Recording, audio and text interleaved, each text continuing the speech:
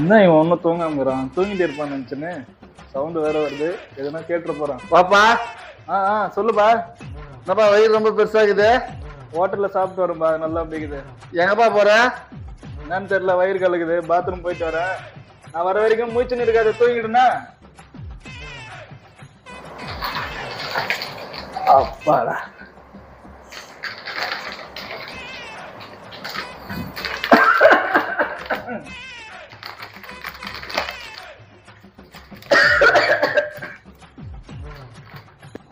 நான் ஒன்னும் போன வர ஆள காணோம், உள்ளே தூங்கிட்டானா? டேய் பாத்ரூம் ஓட ஓட தூங்குவ. மேல் பத்ரேக் சிங்